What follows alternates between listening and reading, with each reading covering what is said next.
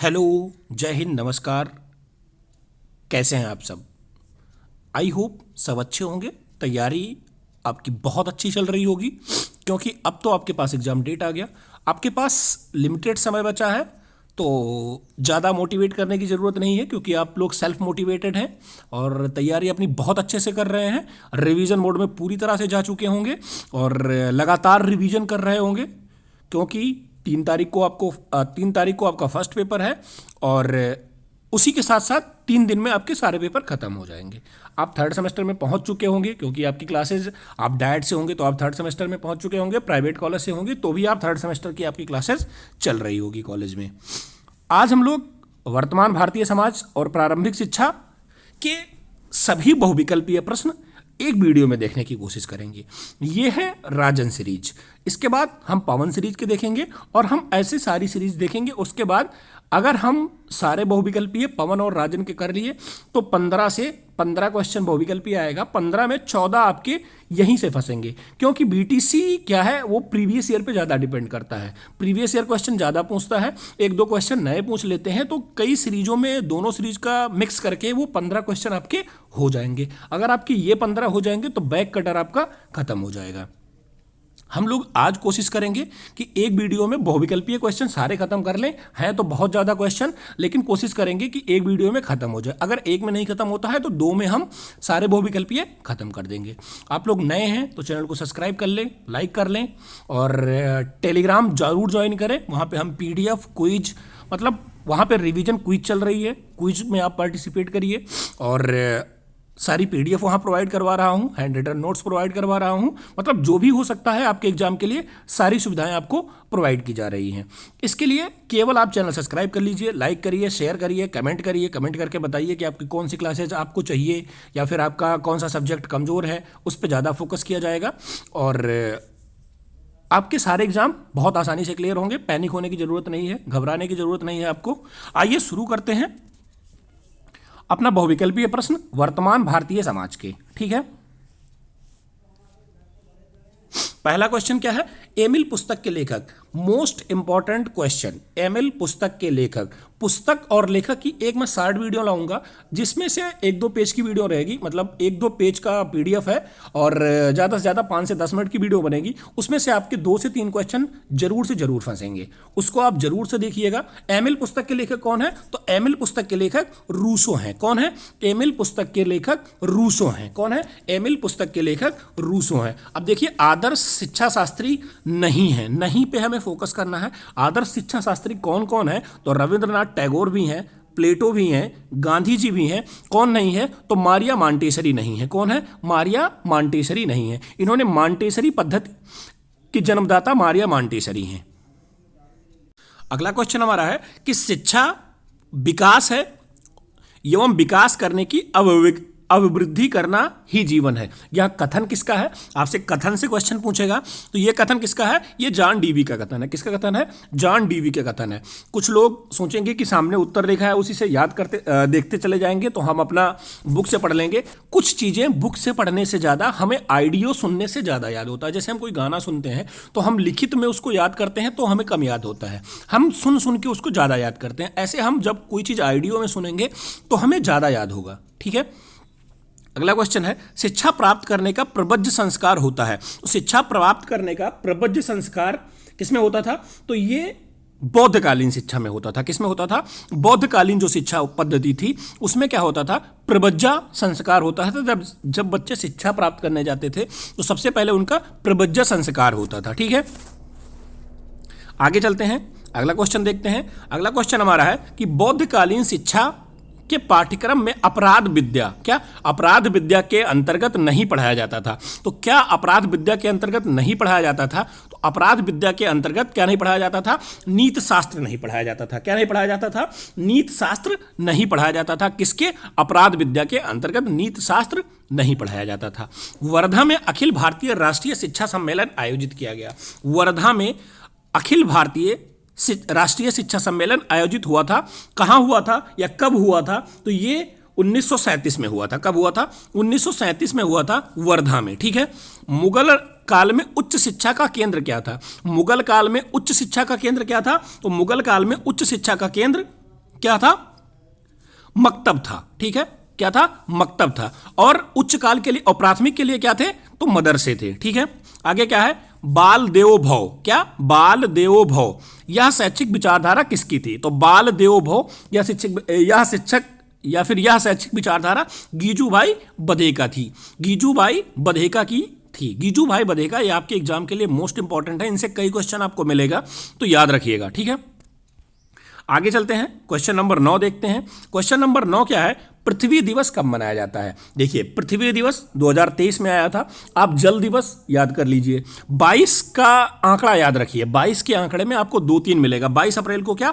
पृथ्वी दिवस। 22 मार्च को जल दिवस। 22 मई को गौरैया दिवस। 3 डेट मैंने बताया। 22 का आंकड़ा, 22 मार्च को जल दिवस, 22 अप्रैल को पृथ्वी दिवस, वहीं 22 मई को गौरैया दिवस। क्या मनाया जाता है? गौरैया दिवस। ये तीनों हमने जो बताया आप याद रखिए। ठीक है, युग धर्म कहा जाता है।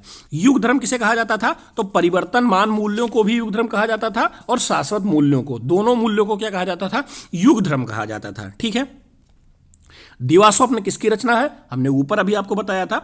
दीवास्वप्न किसकी रचना है? गीजूभाई बधेका की। हमने आपसे क्या कहा था? गीजूभाई बधेका आपके एग्जाम के लिए काफी ज्यादा इंपॉर्टेंट है। इनकी एक वाक्य था ऊपर, क्या था? बाल देवो भव। किसके द्वारा, किसकी विचारधारा थी? तो ये भी गीजूभाई बधेका की विचारधारा थी। क्या? बाल देवो भव, गीजूभाई बधेका। पुस्तक इनकी क्या थी? दीवास्वप्न। स्टार लगा लीजिए, जितने स्टार आप लगा सकते हैं उतने स्टार लगा लीजिए, क्योंकि ये क्वेश्चन मोस्ट इंपॉर्टेंट है।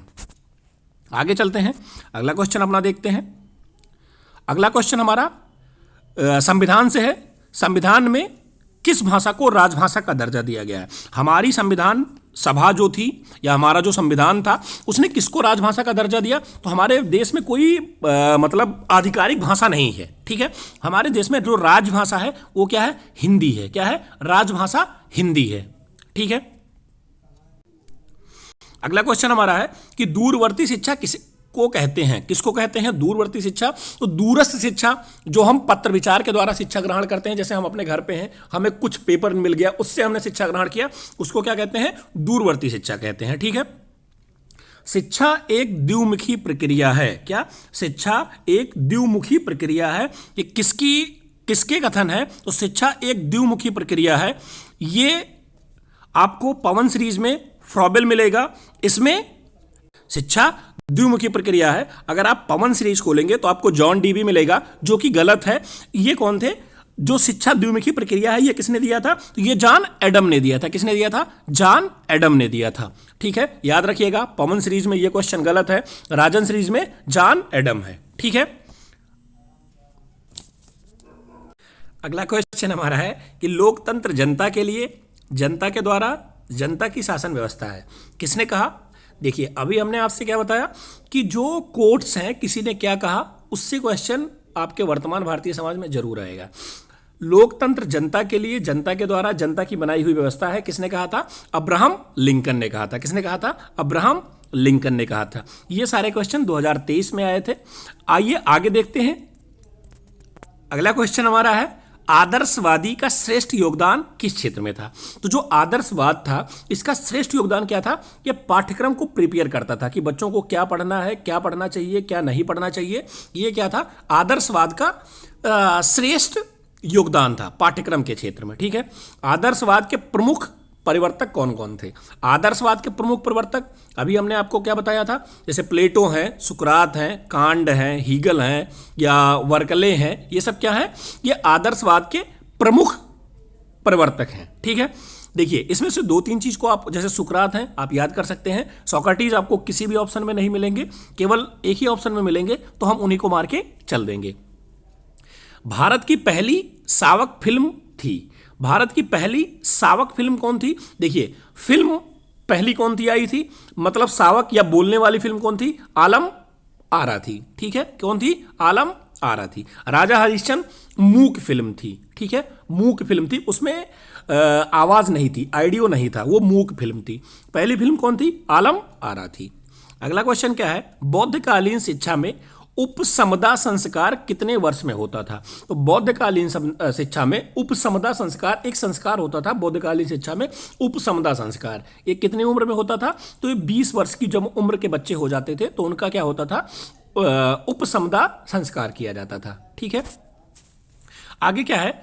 शिक्षा वह है जो जीवन को संपूर्ण सत्ता के साथ सामंजस्य स्थापित करने की शक्ति होती है। यह विचार किसके थे? तो यह विचार स्वामी विवेकानंद जी के थे। किसके? स्वामी विवेकानंद जी के थे। ठीक है, अगला क्वेश्चन हमारा है कि निम्नलिखित में से कौन सा दूरस्थ शिक्षा के अंतर्गत नहीं आता है? हम ऑप्शन पढ़ेंगे। कौन सा दूरस्थ शिक्षा के अंतर्गत नहीं आता है? इसमें व्यक्ति अपने ही स्थान पर सीखता है, बिल्कुल नहीं सीखता है। ठीक है, अब इसमें संचार के माध्यम का प्रयोग होता है। हम दूर हैं, हम वीडियो से पढ़ सकते हैं, जैसे हम और आप दूरस्थ शिक्षा से पढ़ाई कर रहे हैं। आप हमारी वीडियो देख के पढ़ रहे हैं, कितना दूर है हमसे? दूरस्थ शिक्षा से आप जुड़े हैं। इसमें शिक्षा कक्षा के वातावरण से बाहर दी जाती है, मतलब कोई क्लास नहीं चल रही है आपकी, आप किसी रूम में नहीं है, आप बाहर बैठ के शिक्षा भी ग्रहण कर सकते हैं। इसको क्या कहते हैं? दूरस्थ शिक्षा कहते हैं। इसमें समय व स्थान का बड़ा महत्व होता है। यही गलत है, इसमें कोई समय का महत्व नहीं है। आपको 40 मिनट क्लास लेनी है, आप बाउंड नहीं है कि आप कितनी देर क्लास लें। ये दूरस्थ शिक्षा के अंतर्गत नहीं आता है। ठीक है, दूरस्थ शिक्षा के अंतर्गत क्या आता है? आप फ्री हैं, जब आपका मन करे तब आप शिक्षा ग्रहण करें। अगला क्वेश्चन क्या है? गांधी जी ने बालकों को शिक्षा प्रदान करने के लिए कितने शिक्षण पद्धति पर बल दिया था? तो गांधी जी ने कितने शिक्षण पद्धति पर बल दिया था? तो गांधी जी ने 4 शिक्षण पद्धति पर बल दिया था। कितने शिक्षण पद्धति पर बल दिया था? 4 शिक्षण पद्धति पर बल। अगला क्वेश्चन हमारा है प्राथमिक शाला में शिक्षा नामक पुस्तक किसने लिखी? हमने क्या कहा था? गीजू भाई बधेका आपके एग्जाम के लिए मोस्ट इंपॉर्टेंट है, वो आपको कहीं ना कहीं फंसा जरूर लेंगे। तो गीजू भाई बधेका को थोड़ा ज्यादा ध्यान दे दीजिएगा। जो आपके क्लास में सबसे बड़ा आपका दुश्मन होगा उसी को आप गीजू भाई बधेका मान लीजिएगा। ठीक है, गीजू भाई बधेका आपको जरूर से जरूर मिलेंगे। ठीक, तो ये किसकी रचना है? गीजू भाई बधेका की है। आगे चलते हैं, अगला क्वेश्चन देखते हैं। अगला क्वेश्चन हमारा है कि शिक्षा में आत्म उदाहरण, अनुसरण, निर्देशन, अभ्यास, चिंतन का समावेश कर भिन्न भिन्न पद्धतियों को अपनाने पर किस शिक्षाविद ने बल दिया? मतलब जो कौन से शिक्षाविद थे जिन्होंने आत्म उदाहरण दिया, अनुसरण दिया, निर्देशन दिया, अभ्यास व चिंतन का समावेश कर भिन्न भिन्न पद्धतियों को अपनाने का उद्देश्य दिया था? किसने दिया था? ये डॉक्टर राधा कृष्णन ने दिया था। किसने दिया था? डॉक्टर राधा कृष्णन ने दिया था। समझ आया आपको? आगे चलते हैं, अगला क्वेश्चन अपना देखते हैं। अगला क्वेश्चन हमारा है वैदिक शिक्षा का प्रमुख संस्कार था। तो वैदिक शिक्षा का प्रमुख संस्कार क्या था? उपनयन संस्कार। क्या था? उपनयन संस्कार क्या था? वैदिक शिक्षा का प्रमुख संस्कार था। जब आप वैदिक शिक्षा में जाते थे तो सबसे पहले क्या किया जाता था? आपका उपनयन संस्कार किया जाता था। ठीक है, आगे चलते हैं, अगला क्वेश्चन देखते हैं। प्राचीन काल में उच्च शिक्षा प्रदान की जाती थी। तो प्राचीन काल था, उसमें उच्च शिक्षा कहां प्रदान की जाती थी? तो राष्ट्र कुलों में की जाती थी। कहां की जाती थी? राष्ट्र कुलों में की जाती थी, उच्च शिक्षा प्रदान की जाती थी। वुड का घोषणा पत्र कब आया? मोस्ट इंपॉर्टेंट क्वेश्चन, स्टार लगा लीजिए। आपको बहुविकल्पीय, अति लघु, लघु हर जगह मिलेगा। तो वुड डिस्पैच आप बहुत अच्छे से पढ़ लीजिएगा। वुड का घोषणा पत्र कब आया था? किसके बारे में आया था? कौन सी शिक्षा पद्धति को सुधार के बारे में आया था? किसको शिक्षा देने के लिए कहा था वुड ने? इसलिए वुड डिस्पैच बहुत अच्छे से पढ़ लीजिएगा। ये 1854 में आया था। 1854 में, डेट आपको 1854 ऑप्शन में एक ही मिलेगा, डेट 19 जुलाई 1854 को आया था। ठीक है, वुड डिस्पैच अति लघु उत्तरीय, लघु उत्तरीय और सारे में आपको वुड डिस्पैच मिलेगा। याद रखिएगा, वुड डिस्पैच, औपचारिक शिक्षा, अनौपचारिक शिक्षा, इन सब पे थोड़ा आप एक बार रिवाइज कर लेंगे या एक बार देख लेंगे तो आप कुछ भी लिख सकते हैं। ठीक है, आगे क्वेश्चन चलते हैं। अगला क्वेश्चन हमारा है राधा कृष्णन आयोग की संतुष्टि संबंधित थी। राधा कृष्णन किस शिक्षा के बारे में बात कर रहे थे? तो राधा कृष्णन जी उच्च शिक्षा के बारे में बात कर रहे थे। अभी हमने आपको बताया था कि सा उदाहरण, स्वयं उदाहरण, चिंतन, आत्मज्ञान या आत्म उदाहरण के बारे में इन्होंने प्रेरित किया था।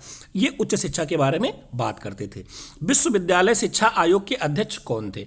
तो विश्वविद्यालय शिक्षा के आयोग के अध्यक्ष कौन थे? विश्वविद्यालय मतलब उच्च शिक्षा, डॉक्टर एस राधा कृष्णन। कौन थे? डॉक्टर एस राधा कृष्णन उच्च शिक्षा आयोग के अध्यक्ष थे। या विश्वविद्यालय में जो विश्वविद्यालय शिक्षा थी, ये उच्च शिक्षा के बारे में सोचते थे।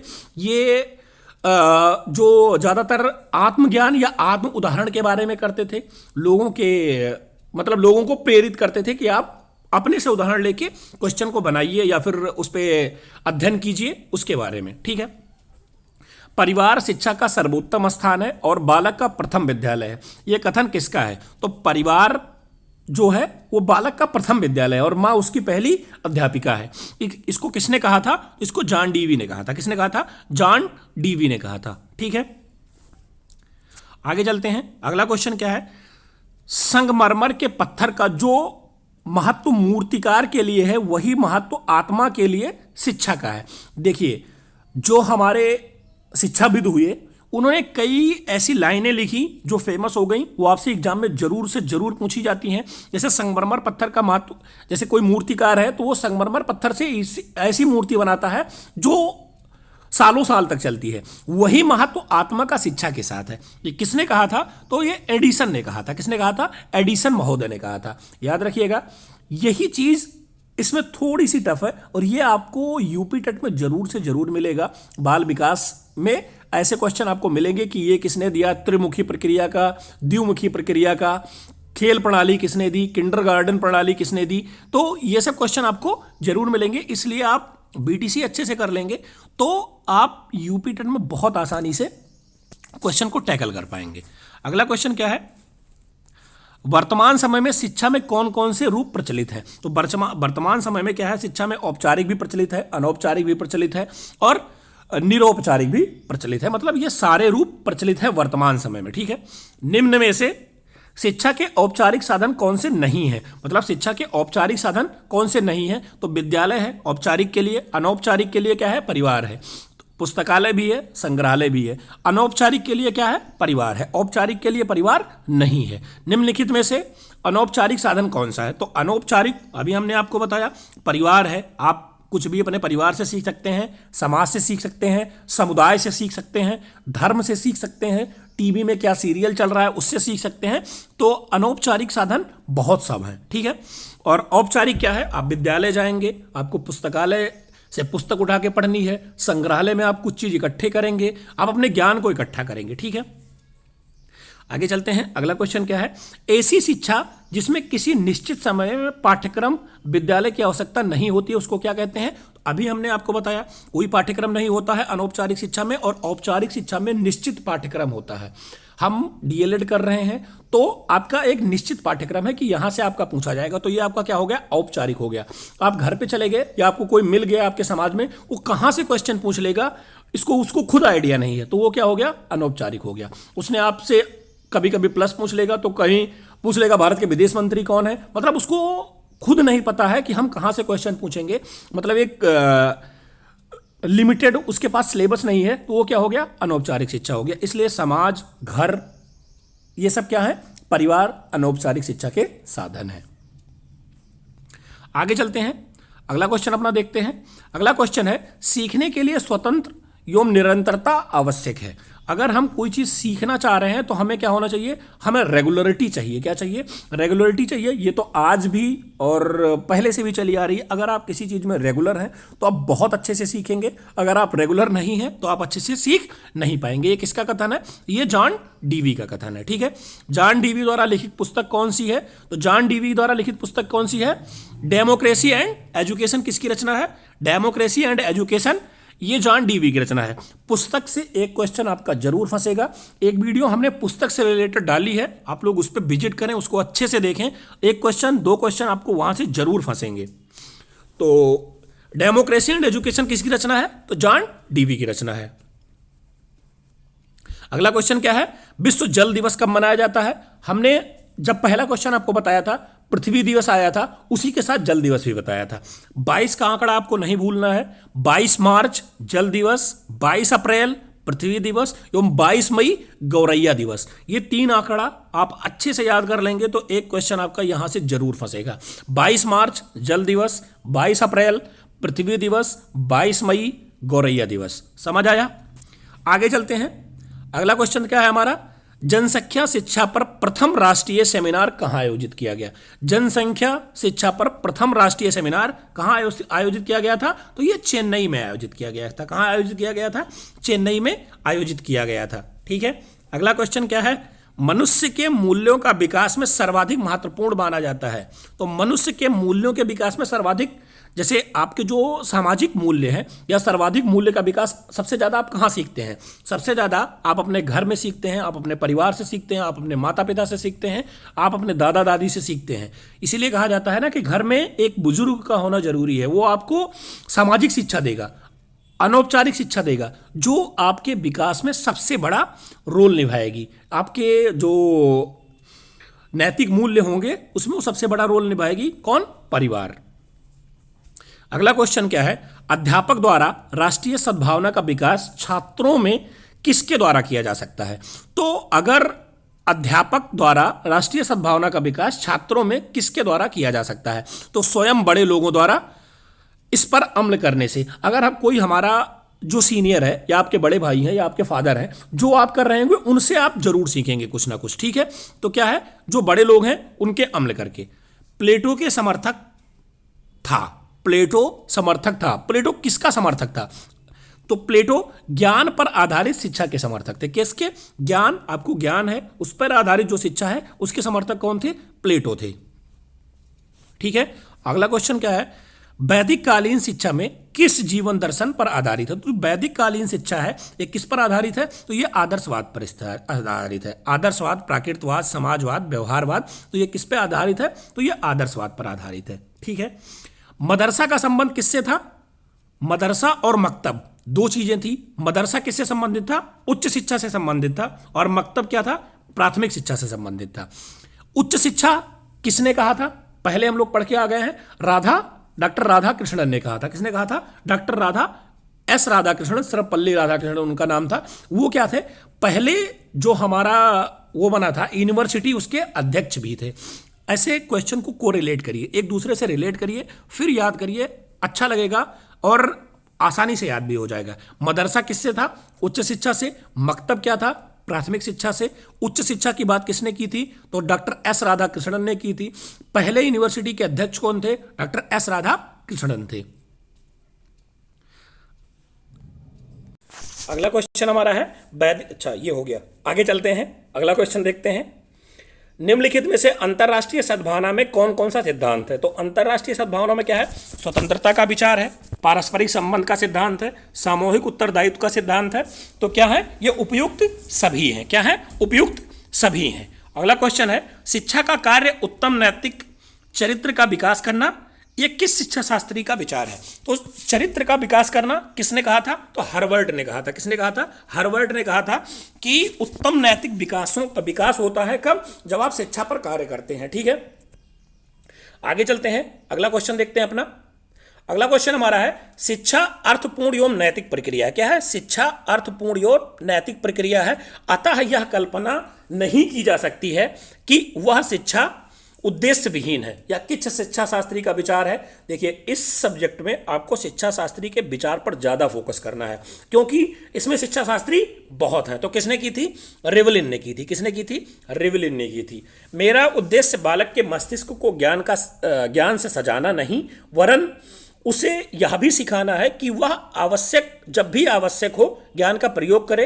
ये किसने कहा था या किस शिक्षा शास्त्री का विषय था? तो ये रूसो का था। उसने क्या कहा था कि हमें बालक के मस्तिष्क को ज्ञान से सजाना नहीं है, हमें उसके सामाजिक मूल्यों का भी विकास करना है कि जब उसको जरूरत पड़े तो वो ज्ञान का प्रयोग कर ले, और जब उसको जब उसको आवश्यकता पड़े तो वो सामाजिक मूल्यों का भी प्रयोग कर ले। अगला क्वेश्चन क्या है? ज्ञान वह पंख है जिसकी सहायता से हम स्वर्ग की प्राप्ति कर सकते हैं। क्या है? ज्ञान वह पंख है जिसकी सहायता से हम स्वर्ग की प्राप्ति कर सकते हैं। ये किसने कहा था? तो ये विलियम शेक्सपियर ने कहा था। किसने कहा था? विलियम शेक्सपियर का सिद्धांत था। तो ज्ञान वह पंख है जिसकी सहायता से हम स्वर्ग की प्राप्ति कर सकते हैं। ठीक है, किसका था? विलियम शेक्सपियर का था।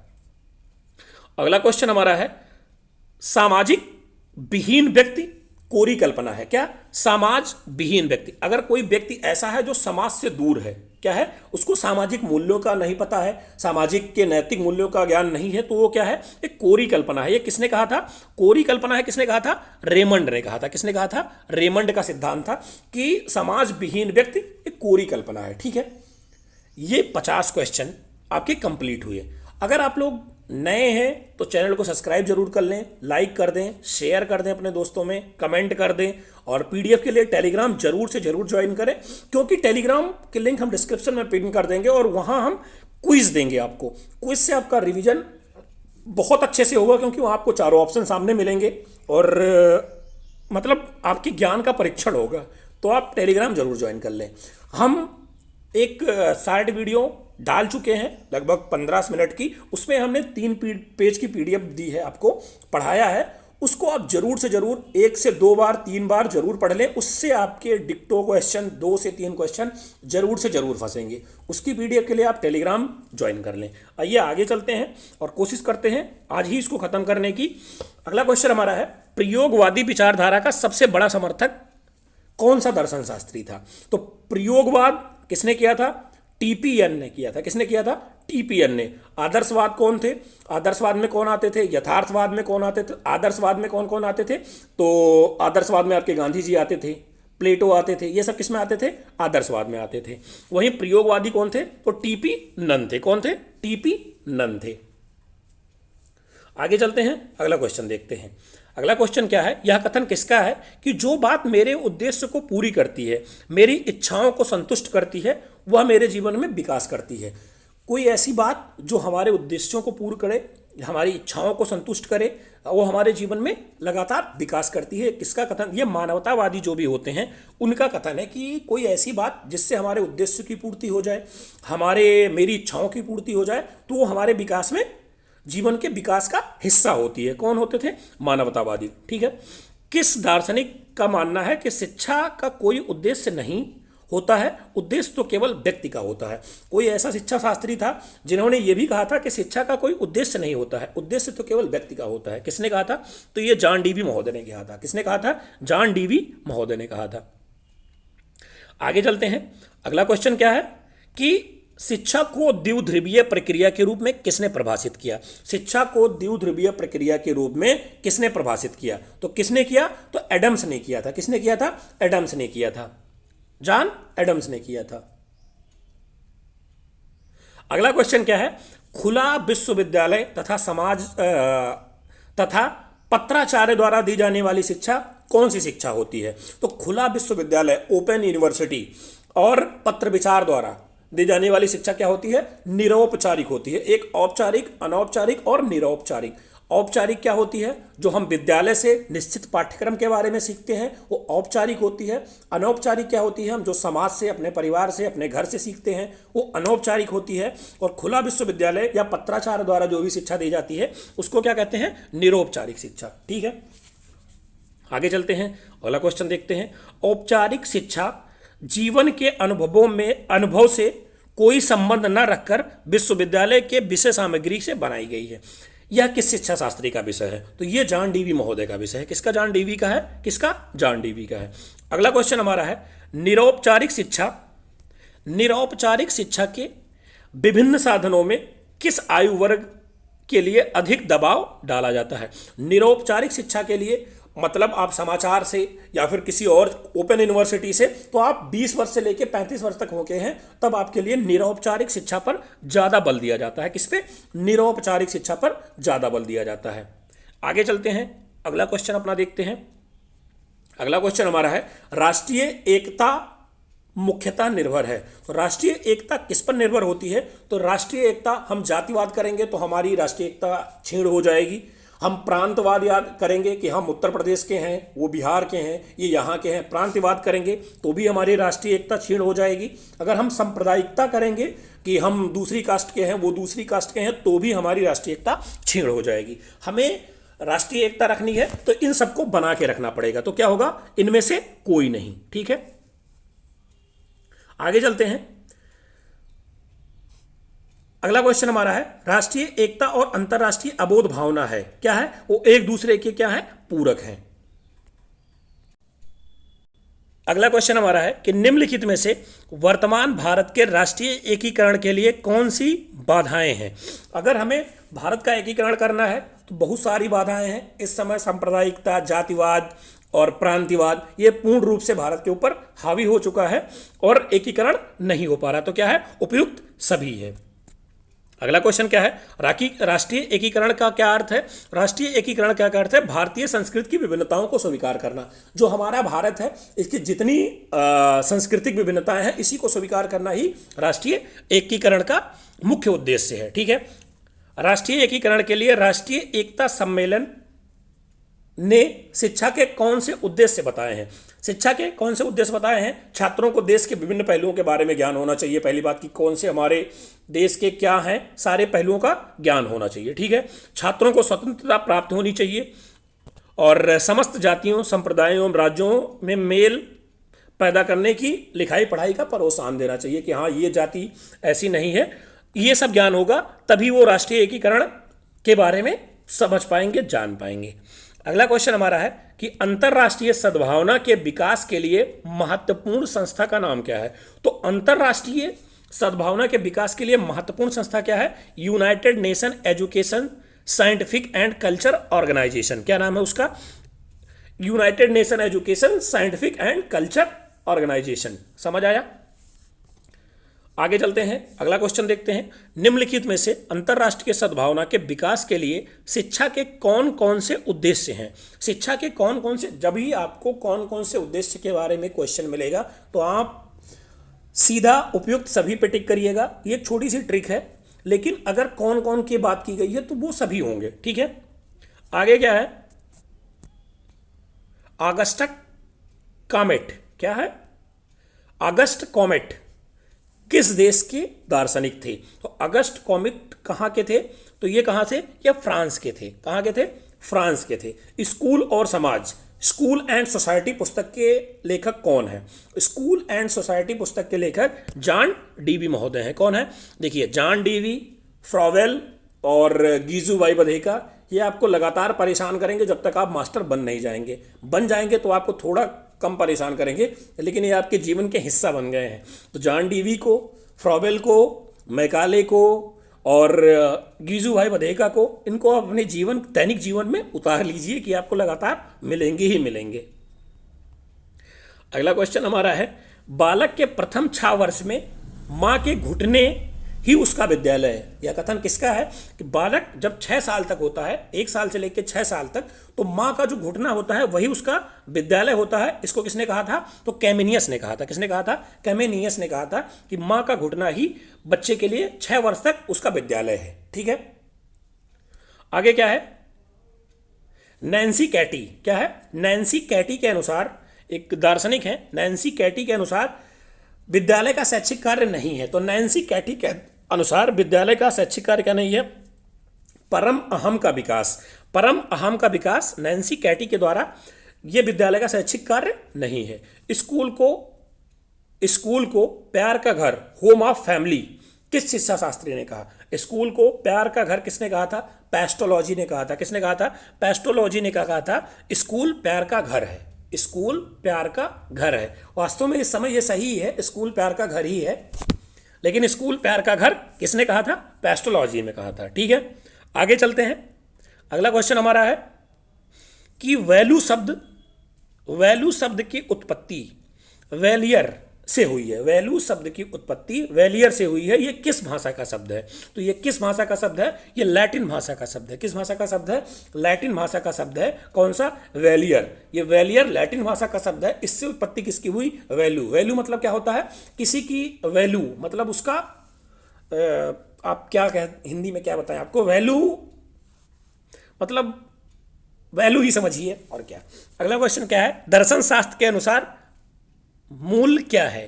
दर्शन शास्त्र के अनुसार मूल्य क्या है, शुद्ध एवं सूक्ष्म तत्व क्या होता है, उसका मूल्य होता है। क्या, शुद्ध एवं सूक्ष्म तत्व क्या होता है, उसका मूल्य होता है। शिक्षक को सलाहकार होना चाहिए। क्या, शिक्षक को सलाहकार होना चाहिए। जो आपका टीचर है वो क्या है, वो आपका सलाहकार है। वो आपको सलाह देगा कि आप ये पढ़िए, जैसे हम आपको सलाह दे रहे हैं कि आप मैथ रेगुलर पढ़िए और बाकी सब्जेक्ट को अल्टरनेट पढ़िए, 10 दिन आपके एग्जाम है, तो हम आपको सलाह दे सकते हैं, हम आपको जबरदस्ती नहीं पढ़ा सकते हैं। तो ये किसने कहा था? ये कहा था प्रयोजनवाद ने कहा था। किसने कहा था? प्रयोजनवाद जब आया था उसने क्या कहा था कि शिक्षक को सलाहकार होना चाहिए। शिक्षक आपको सलाह दे सकता है कि आप उसको ऐसा करिए, आपका मार्गदर्शन कर सकता है कि आप ये पढ़िए, ये एग्जाम में फंस सकता है, आपको जबरदस्ती नहीं पढ़ा सकता है। आगे क्या है? प्रकृति से परे। क्या? प्रकृति से परे या प्रकृति के अलावा इस संसार में और कुछ नहीं है। प्रकृति से परे, प्रकृति के अलावा इस संसार में और कुछ नहीं है। ये किसका कथन है? तो ये हॉकिंस का कथन है। किसका? स्टीफन हॉकिंस का कथन है कि प्रकृति से परे या प्रकृति के अलावा इस संसार में कुछ नहीं है।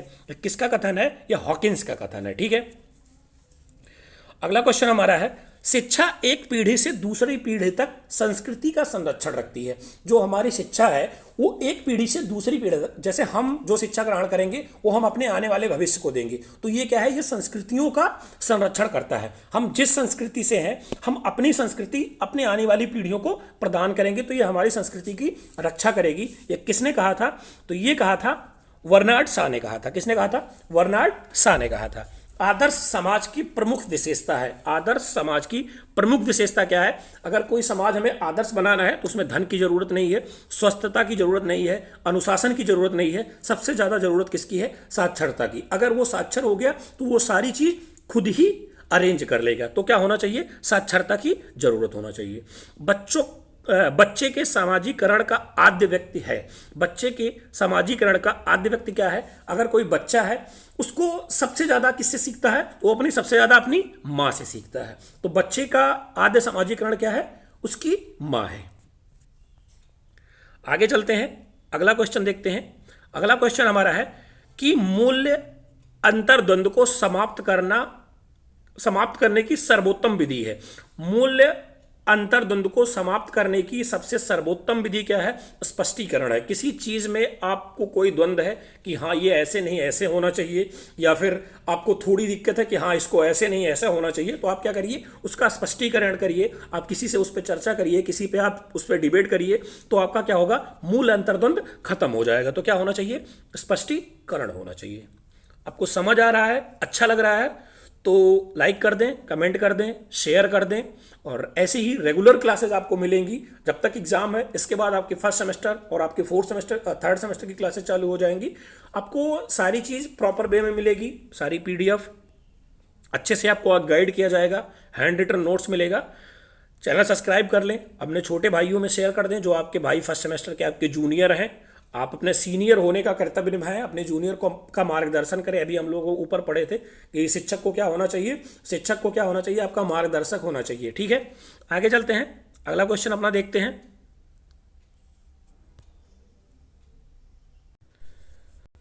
अगला क्वेश्चन हमारा है कि पुरुषार्थ चतुष्टय के अंतर्गत कौन सा मूल्य नहीं आता है? कौन सा मूल्य नहीं आता है? तो इसके अंतर्गत सत्य मूल्य नहीं आता है। क्या नहीं आता है? सत्य मूल्य नहीं आता है। ठीक है, किसने कहा?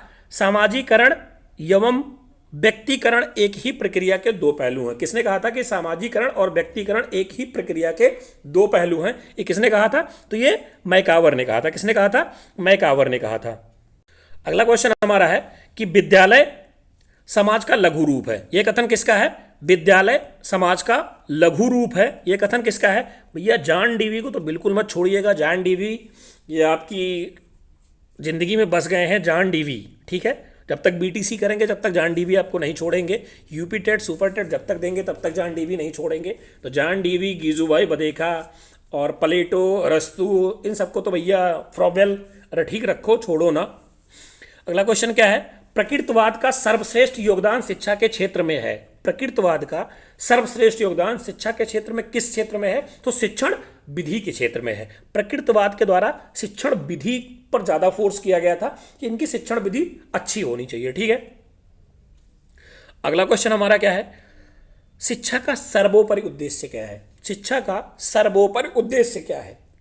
इस समय शिक्षा का सर्वोपरि उद्देश्य क्या है? पैसा कमाना। लेकिन शिक्षा का सर्वोपरि उद्देश्य क्या है? मानव निर्माण करना। क्या करना? मानव के मौलिक, दैनिक, सामाजिक, नैतिक मूल्यों का निर्माण करना ही क्या है, शिक्षा का सर्वोपरि उद्देश्य है। ठीक है, फिर आगे अगला क्वेश्चन। अगला क्वेश्चन हमारा है, एमिल पुस्तक के लेखक कौन है? स्टार लगा लीजिए, कई बार आपसे पूछा गया है एमिल पुस्तक के लेखक कौन है, तो एमिल पुस्तक के लेखक रूसो हैं। एमिल पुस्तक के लेखक रूसो हैं। अगला क्वेश्चन हमारा है, मूल संकट का मुख्य कारण क्या है?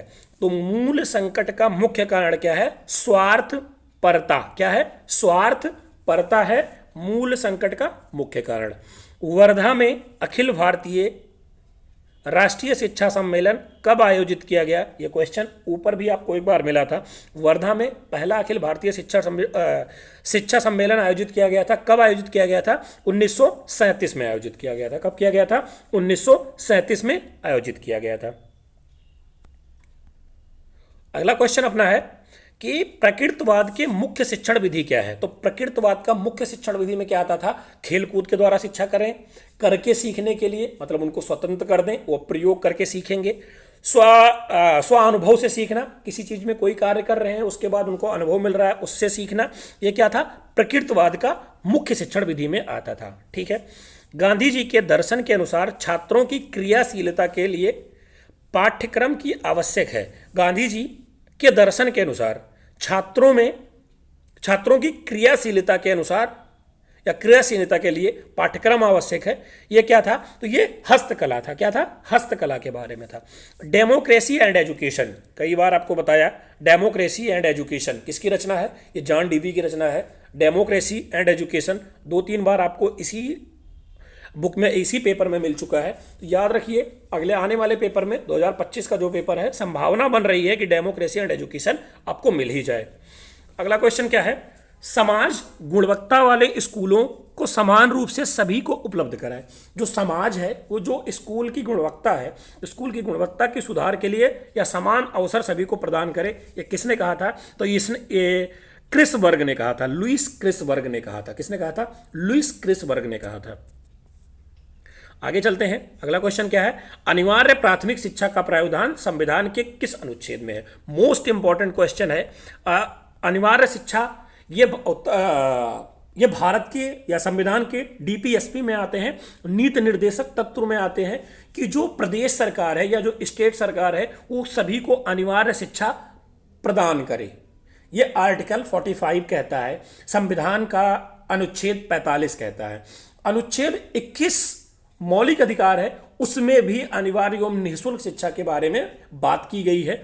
लेकिन अनिवार्य एवं प्राथमिक शिक्षा ये हमारे डीपीएसपी में आर्टिकल 45 में कहा गया है। किसमें कहा गया है? आर्टिकल 45 में।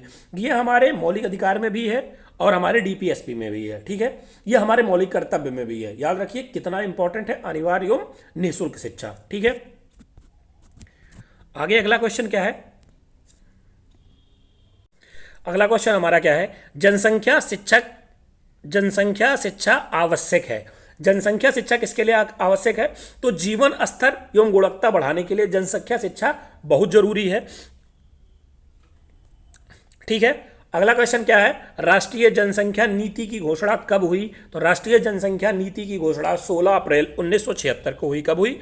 16 अप्रैल 1976 को हुई राष्ट्रीय जनसंख्या नीति की घोषणा। ठीक है, पर्यावरण दिवस मोस्ट इंपॉर्टेंट कब मनाया जाता है? 5 जून को मनाया जाता है। इसी पे हम लोग याद रखेंगे पृथ्वी दिवस 22 अप्रैल को, जल दिवस 22 मार्च को, गौरैया दिवस 22 मई को। ये 4 क्वेश्चन आप अगर याद कर लेंगे, वही जनसंख्या दिवस 11 जुलाई को, एड्स दिवस 1 दिसंबर को, ये सब कुछ इंपॉर्टेंट दिवस हैं जो आपके एग्जाम में फंस सकते हैं, तो इनको याद रखिए। बहुत सारे दिवस हैं, वो आपको याद नहीं करना है, वो जब हम आपको टेट पढ़ाएंगे तो हम बहुत अच्छे से बताएंगे, ट्रिक बताएंगे याद करने के लिए। जैसे आपने 22 का आंकड़ा निकाला, 22 मार्च, 22 अप्रैल, 22 मई। ठीक है, जल दिवस, पृथ्वी दिवस, गौरैया दिवस, 5 जून पर्यावरण दिवस। ठीक है, आगे चलते हैं, अगला क्वेश्चन देखते हैं। बच्चों के मूल्यों का विकास सर्वाधिक महत्वपूर्ण भूमिका निभाता है। बच्चों के मूल्यों के विकास में सर्वाधिक महत्वपूर्ण भूमिका कौन निभाता है? तो जो उसके मूल्यों के विकास है, उसके समाज के जो उसके पड़ोसी आस पड़ोस के लोग हैं, वो उसमें सबसे ज़्यादा विकास भूमिका निभाते हैं। आपके पड़ोसी आपके बच्चे को कुछ और सिखाएंगे तो उस तरह से हो जाएगा। तो सबसे ज़्यादा बड़ी भूमिका किसकी होती है? समाज की होती है, उसके नैतिक मूल्यों में। ठीक है, जो उसके मूल्यों का विकास है, उसके सामाजिक मूल्यों का विकास उसके समाज के द्वारा ही उसको मिलता है। करके सीखने का सिद्धांत, करके सीखने का सिद्धांत किसने दिया था? प्रकृतवाद ने। करके सिद्धांत शिक्षण विधि में उसके आते था। करके सीखने का सिद्धांत प्रकृतवाद ने दिया था। किसने कहा था? प्रकृतवाद में करके सीखना, कि आप कुछ करके सीखिए, प्रकृतवाद का था। ठीक है। अध्यापक का स्थान पर्दे के पीछे, बिहाइंड द सर्टेन, किस वाद को स्वीकार करता है? तो अध्यापक, अभी हमने प्रकृतवाद में पढ़ा था कि अध्यापक क्या होता है? मार्गदर्शक होता है, सामाजिकरण का मुख्य स्रोत होता है। तो ये अध्यापक क्या है? उसके जो उसका स्टूडेंट है, जैसे किसी स्टूडेंट का कोई टीचर है, वो उसका आदर्श टीचर होगा, वो उसको हर चीज बताता होगा, तो उसके पर्दे के पीछे उसके चलता है। ठीक है। छात्र ही टीचर के जो उसके गुण हैं उनको आगे प्रेषित करता है। अगला क्वेश्चन क्या है? अगला क्वेश्चन हमारा है कि आदर्शवाद सत्य एवं यथार्थ रूप से किसे स्वीकार करता है? तो आदर्शवाद सत्य एवं यथार्थ रूप से किसको स्वीकार करता है? तो आध्यात्मिक संस्कार को स्वीकार करता है। ठीक है। अगला क्वेश्चन हमारा है कि आत्मा ही संसार का पर्दा है। क्या? आत्मा ही इस संसार का पदार्थ है और मानसिकता स्वरूप सत्य है। क्या है? आत्मा ही संसार का पदार्थ है और मानसिकता स्वरूप सत्य है। यह किस दार्शनिक का विचार है? तो यह किसने कहा था? यह कहा था रास महोदय ने। किसने कहा था? रास महोदय ने। प्रश्नोत्तरी विधि के जनक कौन है? मोस्ट इंपॉर्टेंट क्वेश्चन, अति लघु उत्तरीय, लघु उत्तरीय और जितने भी आपके पेपर में क्राइटेरिया होगी, प्रश्नोत्तर विधि। कौन है जन्मदाता? सुकरात है। कौन है? सोक्रेटिस है, सुकरात है। अगला क्वेश्चन क्या है? संपूर्ण विश्व परिवर्तनशील एवं विकासोन्मुख है। ये किसका विचार है? तो संपूर्ण विश्व परिवर्तनशील एवं विकासोन्मुख है। ये किसका कथन है? तो हीगल महोदय का कथन है। किसका है? हीगल महोदय का कथन है। ये 100 क्वेश्चन, 50-100। अगर आप लोग को अच्छा लग रहा है तो सब्सक्राइब जरूर कर लें, लाइक कर दें, शेयर कर दें अपने दोस्तों में और अपने साथियों में शेयर कर दें, कमेंट करके सजेस्ट करें कैसा लग रहा है। आगे चलते हैं, अगला क्वेश्चन देखते हैं। अगला क्वेश्चन हमारा है, निम्न में से कौन सी शिक्षण विधि प्रगेणता प्लेटो है? क्या है? प्रगेणता प्लेटो है। तो ये कौन सी विधि है? यह संबंध विधि है। कौन सी विधि है? संबद्ध विधि है। ठीक है। अगला क्वेश्चन क्या है? मनुष्य की अंतर्निहित पूर्णता, क्या है? अंतर्निहित पूर्णता को अव्यक्त करना ही शिक्षा है। क्या है? मनुष्य की अंतर्निहित पूर्णता को अव्यक्त करना ही शिक्षा है। ये किसका कथन है? तो ये विवेकानंद महोदय का कथन है। किसका कथन है? विवेकानंद जी का कथन है। ठीक है। आगे चलते हैं, अगला क्वेश्चन देखते हैं। अगला क्वेश्चन क्या है? दूरस्थ शिक्षा का नाम नहीं है। तो दूरस्थ शिक्षा को किस नाम से नहीं जानते हैं? मुक्त शिक्षा के, मुक्त अधिगम, बाहरी अध्ययन, पत्राचार्य शिक्षा, ये सब क्या है? दूरस्थ शिक्षा में आते हैं। सह शिक्षा ये दूरस्थ शिक्षा में नहीं है। ठीक है। अगला क्वेश्चन हमारा है, बौद्धकालीन शिक्षा में प्रबज्जा संस्कार कितने वर्ष में होता है? पहले क्वेश्चन मिले था कि प्रबज्जा सिद्धांत या प्रबज्जा संस्कार किस काल में होता था? तो ये बौद्ध काल में होता था। कितने वर्ष में होता है? 8 वर्ष के बच्चों का होता था। ठीक है। मारिया मांटेसरी, मेरिया मांटेसरी या मारिया मांटेसरी भारत कब आई थी? तो ये भारत 1939 में आई थी। मारिया मांटेसरी भारत 1939 में आई थी। ये भी इंपॉर्टेंट क्वेश्चन है, कई बार एग्जाम में आया है। अगला क्वेश्चन, जनसंख्या शिक्षा में सबसे अधिक उत्तरदायी किसे माना जाता है? जनसंख्या शिक्षा में सबसे अधिक उत्तरदायी कौन होता है? शिक्षकों को माना जाता है। जो वो शिक्षा देंगे, आने वाला भविष्य उसी मार्ग में आगे चलेगा। ठीक है। किसको माना जाता है? शिक्षकों को माना जाता है। आगे चलते हैं, अगला क्वेश्चन देखते हैं अपना।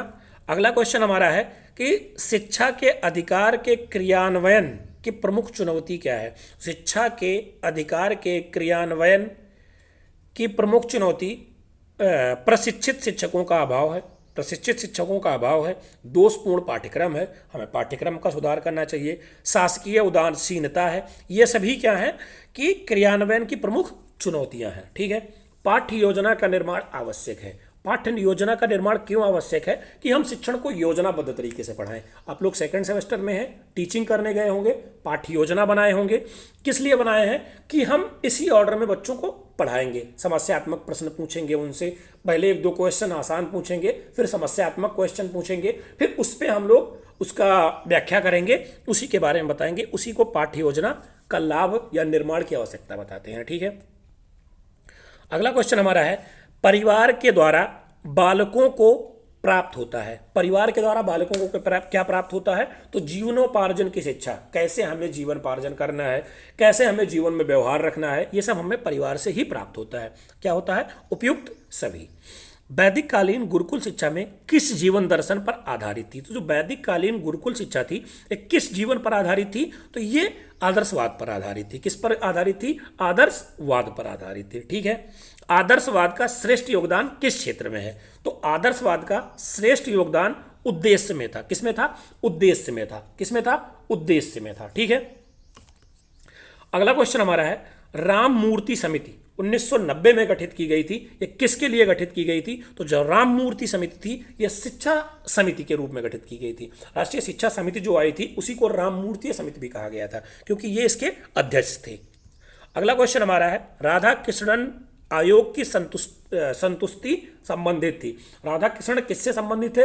उच्च शिक्षा से संबंधित थे। इनको हम हमेशा याद रखेंगे। उच्च शिक्षा से एक लोग और संबंधित थे, मैकाले संबंधित थे। ज्यादातर आपसे राधा कृष्ण के बारे में पूछा जाएगा, लेकिन अगर राधा कृष्णन ऑप्शन में नहीं है तो हम मैकाले भी लगा देंगे। अगला क्वेश्चन हमारा है, मैकाले अपना प्रतिवेदन प्रस्तुत कब किए थे? तो मैकाले ने अपना प्रतिवेदन 1935 में प्रस्तुत किया था। कब प्रस्तुत किया था? 1935 में प्रस्तुत किया था। राष्ट्रीय सद्भावना क्या है? राष्ट्रीय सद्भावना को प्रभावित करने वाला प्रमुख कारक है। प्रमुख कारक क्या है? राष्ट्रीय सद्भावना को प्रभावित करने वाला, कोई जातिवाद कर रहा है, राष्ट्रीय सद्भावना को नहीं कर सकते हैं हम लोग जातिवाद के द्वारा, सांप्रदायिकता के द्वारा भी नहीं कर सकते हैं, प्रांतीयता के द्वारा भी नहीं कर सकते हैं। तो ये क्या है? ये सभी क्या है उसको प्रभावित करने वाले प्रमुख कारणों में एक आते हैं। ठीक है, बाल श्रमिक बनने का मुख्य कारण क्या है? अगर कोई बच्चा बाल श्रमिक बन रहा है तो उसका क्या है? प्रतिस्पर्धा है कि हम इससे बालाश्रम करवाएंगे। ठीक है, ये नहीं है। बालाश्रम आप करते हैं कब बनता है? उसके अत्यंत गरीबी हो, अशिक्षित है तो वो भी बाल श्रमिक बन जाएगा। अत्यधिक गरीब है, जनसंख्या वृद्धि के कारण भी एक ही लोगों को 10-10 बच्चे हैं, वो क्या करेंगे? बाल श्रमिक बन जाएंगे, क्योंकि उनका भरण पोषण नहीं हो सकता है। प्रतिस्पर्धा क्या है? इसका मुख्य कारण नहीं है। ठीक है, हम लोग नहीं पे जरूर फोकस करेंगे। अगला क्वेश्चन हमारा है, निम्नलिखित में से कौन सा अनौपचारिक शिक्षा की विशेषता है? अनौपचारिक शिक्षा की विशेषता कौन सी है? तो हम एक निश्चित स्थान पर नहीं पढ़ते हैं, ये अनौपचारिक शिक्षा की विशेषता है। समय का कोई निश्चित बाउंड नहीं होता है कि आपकी 45 मिनट की क्लास है या 50 मिनट की क्लास है। ये अनौपचारिक शिक्षा की विशेषता में आता है। स्वतंत्रता होती है, आप पूरी तरह से स्वतंत्र होते हैं कि आप क्या जो मन करे वो करिए। तो ये सब क्या है? ये उसकी विशेषता है। ठीक है, संविधान में किस भाषा को राजभाषा की दर्जा दी गई है? संविधान में राजभाषा की दर्जा किसे दी गई है? तो संविधान में राजभाषा की दर्जा हिंदी को दी गई है। किसको दी गई है? हिंदी को राजभाषा की दर्जा दी गई है। शिक्षा एक त्रिमुखी प्रक्रिया है, किसका कथन है? जॉन डीवी महोदय, बिल्कुल नहीं छोड़ेंगे आपको, बार बार बता रहा हूं। त्रिमुखी जॉन डीवी का। द्विमुखी किसका है? एडम्स। ठीक है, जॉन एडम्स का है। ठीक है, शिक्षा का शाब्दिक अर्थ क्या है? तो शिक्षा का शाब्दिक अर्थ क्या है? अंतर्निहित शक्तियों का विकास करना, शिक्षा के द्वारा कर सकते हैं।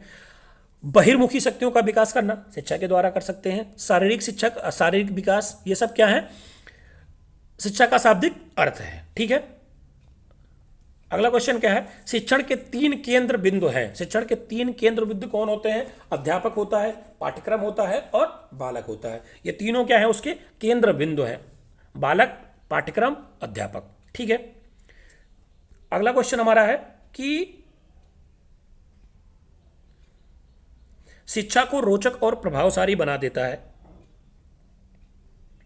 शिक्षा को रोचक और प्रभावी कौन बनाता है? शिक्षण में प्रयुक्त युक्तियां क्या होती हैं, शिक्षण को प्रभावी बना देती हैं। क्या बना देती हैं? प्रभावी बना देती हैं।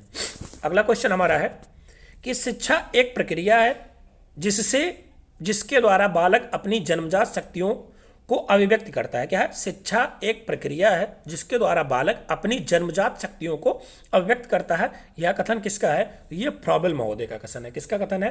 फ्रॉबेल महोदय का कथन है। ठीक है। निःशुल्क एवं अनिवार्य शिक्षा अधिनियम कब आया था? तो ये 2009 में आया था। कब आया था? 2009 में आया था। लागू कब हुआ था? 2010 में लागू हुआ था। ठीक है।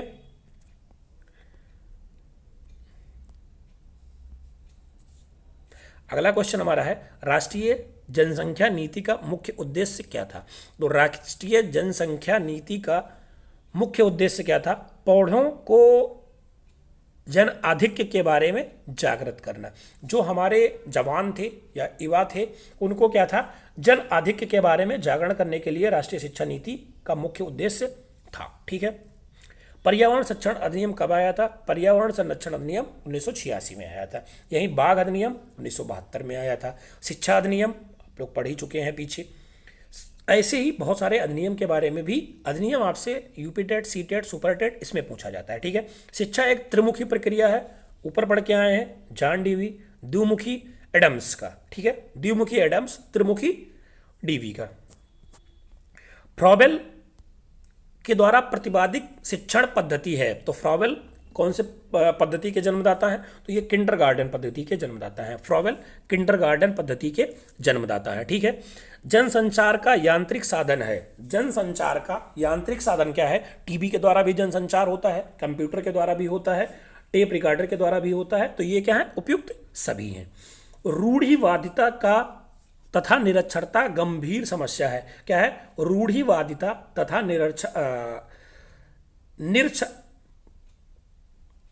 निरक्षरता क्या है? गंभीर समस्या है। किसमें? पौधों में। ठीक है। परोपकार, सत्यनिष्ठा, क्षमाशीलता उदाहरण है किसका? सामाजिक मूल्यों का। परोपकार करना, सत्य बोलना या क्षमा करना, ये सब क्या है? ये सामाजिक मूल्यों में आपके आते हैं। ठीक है। वैदिक साहित्य में प्रयुक्त शिक्षा शब्द का आशय क्या है? तो वैदिक शिक्षा में प्रयुक्त शब्द का आशय क्या है? ज्ञान है, विद्या है, बोध का विनय है। ये क्या है? ये सभी है। ठीक है। बौद्धकालीन शिक्षा में शिक्षा का प्रमुख उद्देश्य था। बौद्धकालीन शिक्षा में शिक्षा का प्रमुख उद्देश्य क्या था? निर्वाण की प्राप्ति क्या थी? निर्वाण की प्राप्ति क्या थी? बौद्धकालीन शिक्षा का प्रमुख उद्देश्य था। वैदिक शिक्षा का प्रमुख संस्कार क्या था? तो वैदिक शिक्षा का प्रमुख संस्कार उपनयन संस्कार था। क्या था? उपनयन संस्कार वैदिक शिक्षा का प्रमुख संस्कार था। ठीक है। प्राथमिक शिक्षा प्रारंभ होती थी। प्राथमिक शिक्षा कब प्रारंभ होती थी? तो प्राथमिक शिक्षा हम बाल्यावस्था से प्रारंभ करते थे। कब प्रारंभ करते थे? बाल्यावस्था से प्रारंभ करते थे। इसमें एक बात और याद आ गई। क्या कहा था? घुटनों में, माँ के घुटनों में विद्यालय होता है। किसके लिए? छोटे बच्चों के लिए। 1 से 6 वर्ष के बच्चों के लिए माँ का घुटना ही विद्यालय होता है। ठीक है। आगे चलते हैं। शिक्षा स्वास्थ्य शिक्षा स्वस्थ शरीर में स्वस्थ मस्तिष्क का निर्माण करती है। किसका कथन है? यह अरस्तु का कथन था कि शिक्षा स्वस्थ शरीर में स्वस्थ मस्तिष्क का निर्माण करती है। ठीक है। आगे चलते हैं। अगला क्वेश्चन हमारा है, शिक्षा का प्रमुख उद्देश्य है। शिक्षा का प्रमुख उद्देश्य क्या है? सर्वांगीण विकास करता है। वो आपका मानसिक, शारीरिक, सामाजिक सारे विकास करता है। तो शिक्षा का प्रमुख उद्देश्य क्या है? सर्वांगीण विकास करना। ठीक है। आगे चलते हैं। अगला क्वेश्चन देखते हैं। बालक का मस्तिष्क कोरी स्लेट की तरह होती है। बालक का जो मस्तिष्क होता है वो पूरी तरह प्लेन होता है। जो आपका टीचर या जो आपके समाज उसमें भर देंगे उसी तरह बच्चा बन जाएगा। ये किसने कहा था? ये रूसो ने कहा था। किसने कहा था? रूसो ने कहा था। मदरसों में शिक्षा का माध्यम क्या है? तो मदरसों में शिक्षा का माध्यम क्या था? पहले फारसी था, अब क्या हो गया है? उर्दू हो गया है। ठीक है। उर्दू और फारसी दोनों मदरसों के शिक्षा का माध्यम है।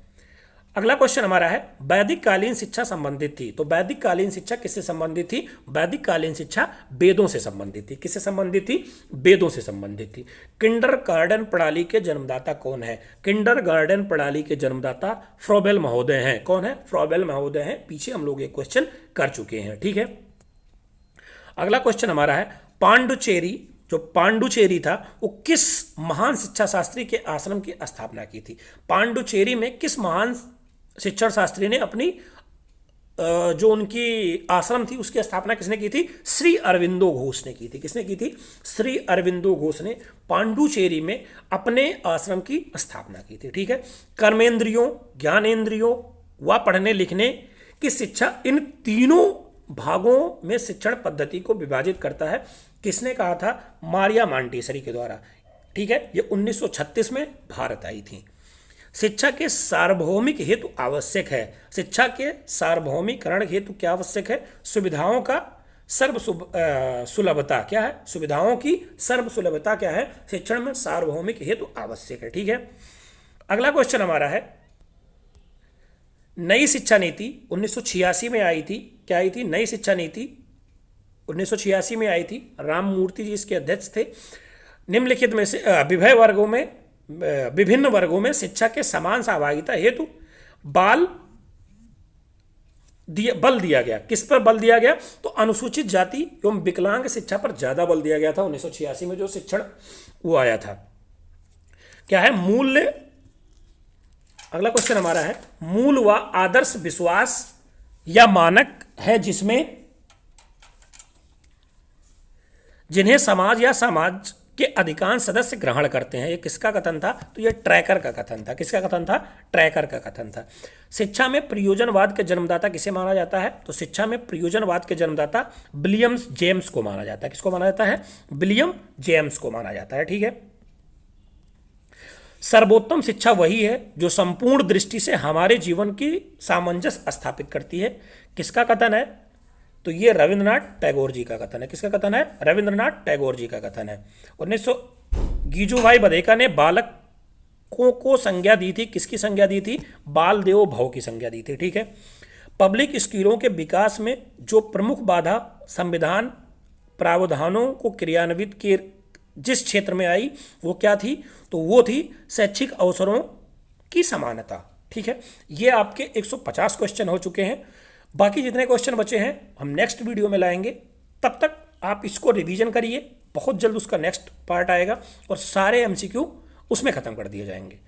अगर आप लोग नए हैं चैनल को सब्सक्राइब कर लें, लाइक करें, अपने दोस्तों में शेयर करें। इसकी पीडीएफ के लिए, एज इट इज़ पीडीएफ के लिए आप हमारे टेलीग्राम को ज्वाइन कर लें। वहाँ हम इसकी पीडीएफ आपको प्रोवाइड करवा देंगे फ्री ऑफ कॉस्ट। मिलते हैं आपसे अगली वीडियो में। तब तक के लिए धन्यवाद। जय हिंद। आप अपना ख्याल रखिएगा।